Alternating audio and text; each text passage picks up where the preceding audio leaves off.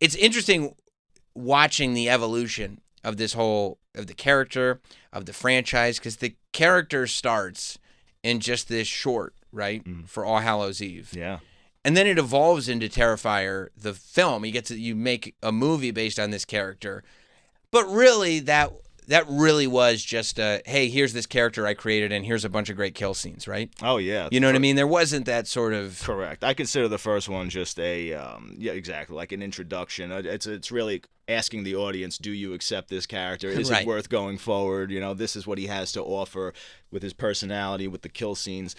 And then once it was embraced to a large enough degree, I said, all right, now I really have to step up my game as a screenwriter. I have to bring in worthy protagonists that the audience can empathize with and get behind.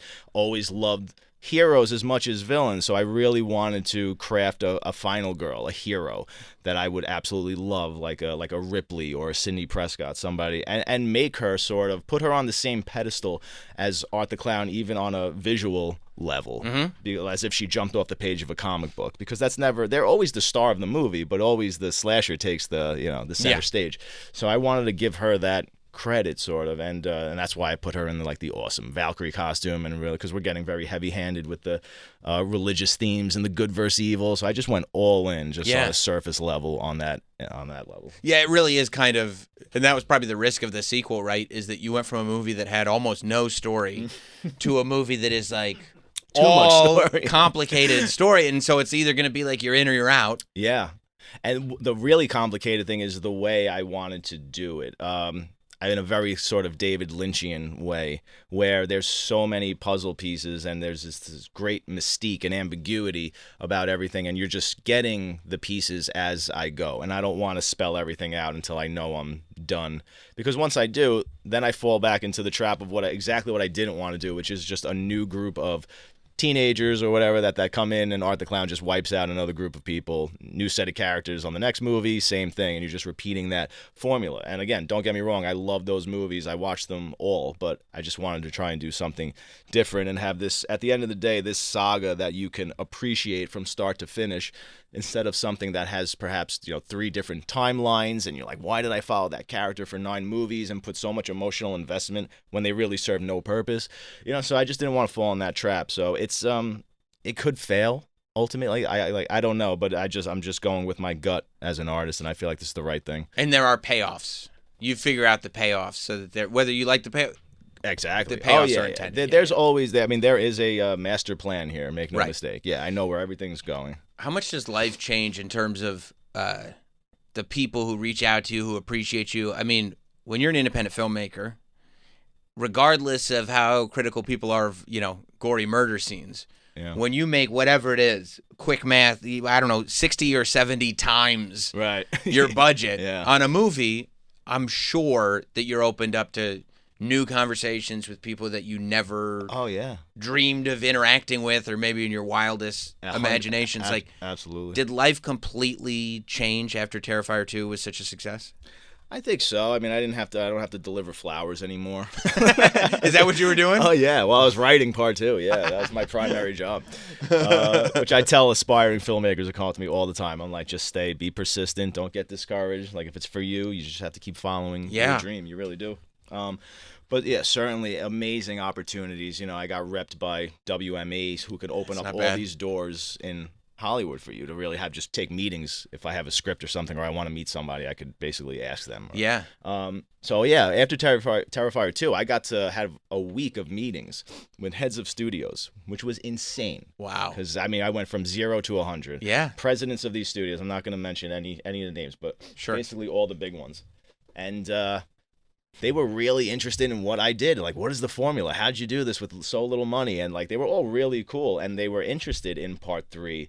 But I could just tell by the conversations that they were really gonna force me to do things with it that I did not want to do. Just typical things that I even knew were gonna happen before I even met them, which is to be expected. Of course, they were gonna. It would have to be rated R. Would have to pull back on the gore a little bit.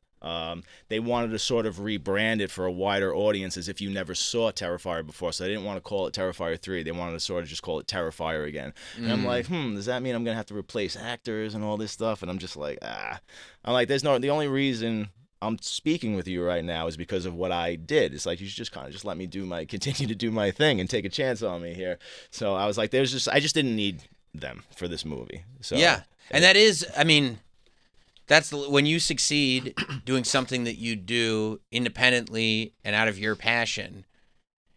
I mean, it becomes very difficult, regardless of money involved, to be like, well, now I have to give this thing exactly to you. You know what I Yeah. mean? Like I know what this could and should be, and it's almost like to cash out on that. Exactly. Now it's like, wait, I just got here. And it would be such a disservice to the fans who were they're so loyal. Yeah. And again, there's no marketing. I can't say it enough. Like, the only reason people know about this movie is because fans continue to spread it by word of mouth.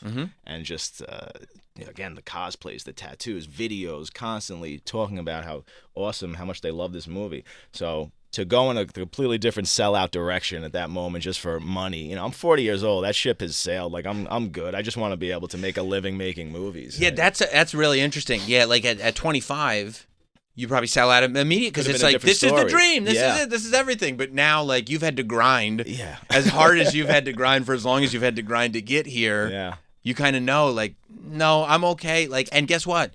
If I have to go back to delivering flowers while I make my movies, at least I can make my movies. Exactly, like, man. So we definitely made the right choice. And I don't think it would. Now, if we did go to studio, we'd have all this marketing money behind it. So a lot of people would know about it, but it wouldn't be getting this genuine buzz that it's getting now, because I assure you they wouldn't let me film some stuff in the first 10 minutes. They wouldn't let me let me shoot a scene in the middle. I'm sure you know. Yes, I do. And perhaps something at the ending happens. So yeah, I just, at this point, I'm still hanging on to that Mr. Artistic integrity. Yeah, so. yeah. That's what screams at me with Terrifier. Right? You got to understand the artistic integrity that goes into this. So is it NC-17 or unrated? Unrated. Isn't it amazing that we live in a time where you can get theatrical release on something that's unrated? Like, that was very difficult. It was virtually unheard of back then, because there weren't so many movies being put in the theater that weren't released by a studio, and a studio is just beholden to the ratings board. I don't know exactly how it works, but they have to at least present the movie to the ratings board. By the way, I love that you don't know exactly how it works. Yeah, I know. That's why you're able to do what you do. Yeah. Let's keep this secret going here. So, but yeah, I mean, unrated movies, it's so rare. And the fact that people are saying there's a possibility that we could, I mean, I hate even saying this, but like there's people saying that we could potentially be in like the top 2, top 1 when this opens, which is insane. For an unrated movie, but like it's just something that's pretty unprecedented. If you're a horror fan at all, like I understand if you don't want to go because it's insanely gory or whatever, it's not your thing.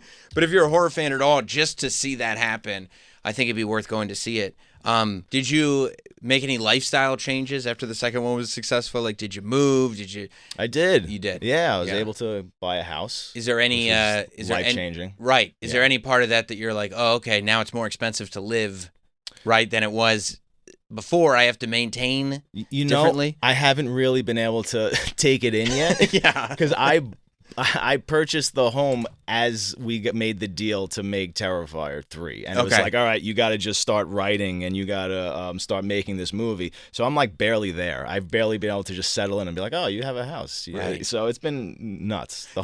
At some point you'll go on your victory lap, but you haven't had time to. No. I don't know if there ever is one. For me, it's really those small doses of happiness that you just, it's that little girl hugging my actress. Right. It's just the people passing out in the theater. Yeah.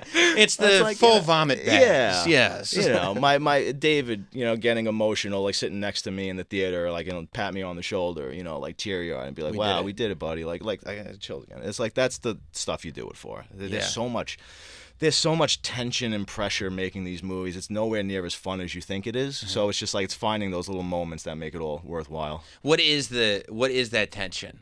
Very little sleep. Okay. Very little sleep. Again, this one, it was just because, like I said, when the train left the station, we couldn't just stop and assess the situation. I'll tell you another crazy thing.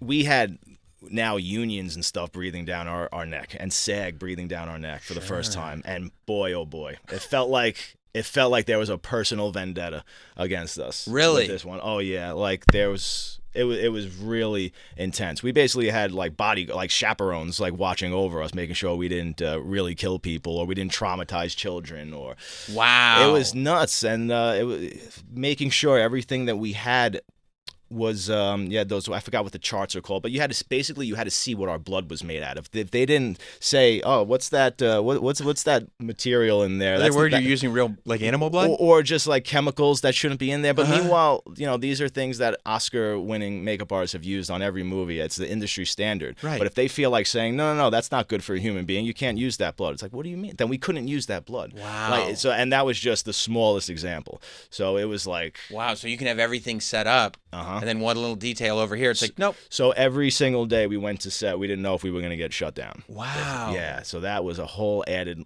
layer of pressure that I've never experienced before. It's hard to work outside the system when you're inching more and more towards the system. I think they were kind of testing us. Maybe. They're like, it was like a hazing. Yeah. Basically. They're like, you want to get into this, play with the big leagues? All right, here we go. They want you to know that we're the boss here and you can't do whatever you like. Basically. Wow. Yeah. Well, that was the tone. That was the vibe. Yeah, that's what you were feeling. Yeah. Yeah, exactly. yeah. That's stressful. Yeah. That's really stressful, especially coming from. And I understood not wanting to traumatize children. That was the only thing. Of course, that was the only thing motives. I agreed with them on. I was like, yeah, they should be able to read the script and know what I'm going to do and know that I'm not going to actually do this, or we're going to shelter them from Art the Clown or the violence as much as possible on set. Yeah. Keep things from them that they don't need to know about the script. How do you do that when you have a scene with a kid and Art? Well, do you? Yeah, I'm sorry. Yeah, no. How do you make it comfortable and like enough? Because you can't go full like Kubrick where it's like, no, we're gonna make her crazy. No, definitely not. The great thing is that David is so disarming. The actor who plays Art. Oh my God. He's in real life. If you meet him, it's like meeting Bugs Bunny or Roger Rabbit. He's a walking cartoon character. He's the furthest thing from Art the Clown than you can imagine. So he'll win the children over instantly, and he's just doing goofy voices with them and hanging out with them. So they love him. Like the little girl, I will never forget in the teaser. She's not in the movie, but that first teaser that we did with the little girl coming down and you see him she thinks it's Santa Claus and it's really Art the Clown with an axe. She got to set and she was really scared. And I was like, oh, you'd think she would come to set and she would know exactly what she's, in store for. But no, she was really scared. And then he instantly won her over where she was his favorite person on set. She didn't want to leave his side. In full makeup costume. Always, because the other thing is he's always got to be the first person there because it takes hours to put on the makeup. So most people work with him for months or whatever, and they never, because he's the first one in, last one out, so they never meet David. They're only meeting him as Art the Clown, which is an interesting phenomenon in and of itself. Was it okay for you to let go of the control of the makeup and stuff like that? Oh, I loved it. You loved it. It was easy. Loved it, because as long as someone who's just obviously better at it than I am, I have no problem. You're just going to make my movie better. Yeah. I have a problem if you have to do it and you're not as good, and then I'm like, oh boy, let me get in there and tweak this. But you didn't even do anything. I was still very hands-on just because I also love it and can't keep my hands off. And it's hard to say like, oh, I would rather you have that, trickle of blood here, and I'll just go in and pick up the brush and get in there. But really, it was that team doing everything. Was there a single movie that you saw as a kid, as a teenager, whenever you were like, yeah, this is, I think, what I want to do? It was more of this VHS tape that I discovered, a documentary on Tom Savini, makeup effects artist. Yes. That was my light bulb moment. Because I loved monsters since I was a little kid, always gravitated toward them, the slashers, but just like the shark in Jaws, King Kong, anything, a creature I was obsessed with. And then I saw that somebody actually made those. And I saw like, oh, and especially the fact that he made the look of Jason, he designed Jason. So it was just, I just knew that was something I wanted to do. It's like, what else what other power can I pull from monsters? It's like, what other rush? What's the next level? It's like, actually make the monsters, actually be the one who scares people now. Yeah. So, yeah, that was the evolution for me. Did you see, speaking of VHS, did you see Hot Dog's VHS Pants? I think he thought he would impress you. His pants look like a VHS tape. No, oh, that's amazing. Pretty great, right? My whole childhood is VHS. Yeah. My entire childhood. Yeah, I saw him walk in with the VHS pants. I was like, yeah, you picked the right day. You certainly I didn't did. even know VHS pants existed, but you definitely picked the right day to rock them. Nobody would appreciate it more than me. So now that release day is here, because Terrifier 3 is in theaters on Friday. We're like home stretch. Which I virtually didn't even realize it. You didn't even realize I've been this was in the such week. like a tornado of instant. Yeah, it's so crazy. I can't Yeah. take any of this, and it's just flying by. Man. Yeah, It's I mean, wild. is there a finish line, at least with this project? Is there like... I think the finish line is going to be when we have to do the sound mix for when it hits streaming. Because right now we've been focusing on the sound mix for theatrical. It's 2 different sound mixes. It's like 3 different ones. You have Wow. you have Atmos, which is the most. It's like 12 speakers or something, and that's like an art form in and of itself. It's Yeah. really intense.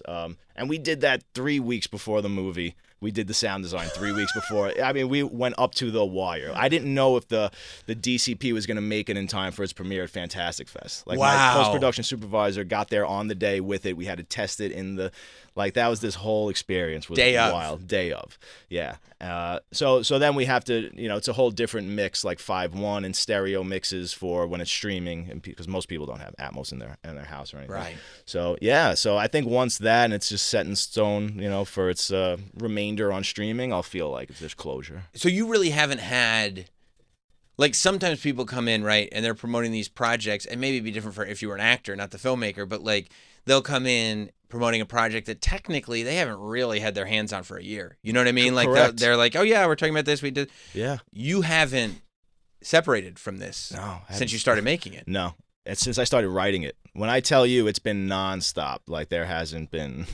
The whole summer I was in my house, sacrificed. Not that it was a sacrifice. I'm doing what I love, but like I was inside the entire summer. I was like the kid who's punished, like watching his friends outside, like play, and just like at the window. Like I had to edit like 15 hours a day every day to try and meet this deadline. All summer, just you editing. Yeah, It's nuts. yeah, man. Yeah. On top of, like, you already locked yourself up to write it. Yeah, Then you locked yourself up so you could shoot it in Yeah. an appropriate amount of time. Now you locked yourself up to edit it. which is scary because then you start also losing sight of what the hell are you making. Yeah, is it tough to edit your own stuff? It's not, but it might be hard to lose sight of the big picture. Right. I love editing it, but you have to have people around you who you trust that I show it to. Like my producer tells me everything sucks, even if it's good. Like he just checks me all the time. He's like, "That's not working. That's not good. That's not living up to what we did in the second one." So it's always making me want to be better. But I have certain people who give me genuinely amazing, feedback, critical, no critiques and stuff. And I got some great ones right before we released this movie where I probably cut out maybe like 10 minutes of it and rearrange some scenes to make it much better. So I take those. I listen. Trust me. Those are invaluable notes.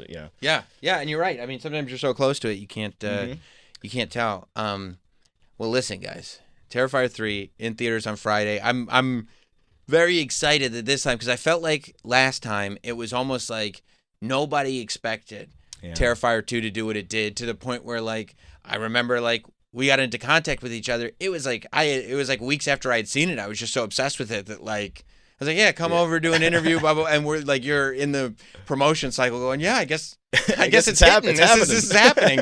But just to see that, I feel exactly the same, by the way, right now. I feel exactly the same. Yeah. But now it's like, there's merch. Bro. He's in Call of Duty. He is? Yeah, he's in Call of Duty. I saw a screen grab. I thought it was like a creative thing. It's He's real. legit in Call of Duty. Yeah, man. Art the Clown's in Call of Duty. Yeah. Dude, I pre-ordered the Art the Clown popcorn bucket. There's an AMC Did you? Art the that's Clown awesome, buddy. popcorn bucket. Like, this is I mean, I feel like he's officially now with the third one. Art's in the zeitgeist. Like, and I remember you saying this to me whenever that was, when we had the conversation about Terrifier 2, that you're like, who you were inspired by these franchise movie villains, and it really is. I mean, you see people doing their Rushmores, and it's like it's Michael Myers, it's Freddy, it's Jason. Just to even be in that I mean, it's crazy. conversation It's crazy, but it's happened. crazy. So congratulations, man. Thank you, buddy. I hope everybody goes out to see Terrifier 3 on Friday or Saturday, but this weekend. Enjoy it. See it with an audience. It's a good time Yes. with an audience, man. It's a great communal experience. You have to. Yeah. Yeah, And I mean, yeah. I It's watched it at fun, home before you came in, obviously, but, like, I'll be in a theater this weekend to make sure that I still get thanks, buddy. And the thing I say is because, like I said, it gets blanketed like, oh, gore fest and this and that. I keep telling people you could walk by the theater not knowing what's playing at any given moment and hear just howling laughter coming from the theater, thinking it's a comedy. So it's a very fun at the same time. I think this has like 3 of the funniest Art the Clown sequences that I've ever created in this franchise. You do a very good job of creating as physically tense a moment as you could create, and then doing just the right thing to break that tension before you bring us back into it. You know what I mean? It's remarkable. Thanks, Damien. It's always a pleasure, man. Congrats on everything. Thank you. Thank you, sir. Thanks for having me, buddy. Of course, anytime. We'll see you guys tomorrow.